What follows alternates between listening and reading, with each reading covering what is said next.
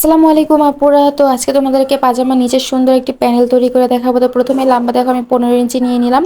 তো এটা হচ্ছে একটা পেস্টিং। তো এখানে আর চওড়া হচ্ছে আমি 1 ইঞ্চি নিব, নিয়ে তারপর আমি দেখো কেটে নিচ্ছি। আর এখানে কিন্তু দুই ভাঁজ আছে, দুই পায়ের জন্য আমি নিবে একসাথে কেটে নিব। এই যে দেখো আমি এখন কেটে নিচ্ছি ছোট ছোট করে। প্রথমে আমি 1 ইঞ্চিতে দাগ দিয়ে তারপরে দাগগুলো একসাথে মিলিয়ে কিন্তু কেটে নিলাম।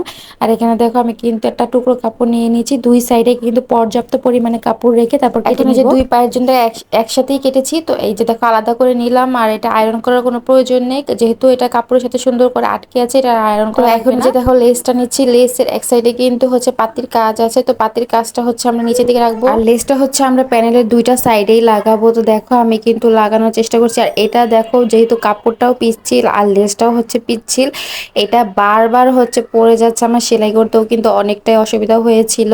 তো যাই হোক, তারপরেও কিন্তু আমি অনেক কষ্ট করে সেলাইটা করে নিয়েছি যাতে করে ডিজাইনগুলো সুন্দর করে দেখা যায়। একেবারে প্যানেলের কিনারটা ঘেঁষে আমি লেসটা লাগিয়ে নিয়েছি। তো এই সাইডটা লাগানো হয়ে গেলে কিন্তু আমরা অপর সাইডেও লেসটা লাগিয়ে নিব। তো এইরকম লেস লাগাতে যে কতটা ঝামেলা হয় যারা কাজ করে তারাই ভালো জানে। তো এই যে দেখো আমার এক সাইডে কিন্তু লেসটা লাগানো হয়ে গেছে। এখন কিন্তু আমি অপর সাইডেও লেসটা একই নিয়মে লাগিয়ে নিব। প্রথমেই সুন্দর করে কাপড়টা ভাঁজ করে নিয়ে তারপরে যে দেখো লেসটাকে উল্টো দিক করে সেলাই করব। হ্যাঁ, উল্টো দিক করে সেলাই করব। ওই সাইডে কিন্তু আমাদের লেসটার সোজা দিকটা চলে আসবে। তো যে দেখো সুন্দর করে, আর লেসটা যাতে পড়ে না যায় সেদিকে কিন্তু লক্ষ্য রেখেই সেলাইটা করতে হবে। তো এই যে আমাদের প্যানেলটা হয়ে গেল। তো আল্লাহ হাফেজ।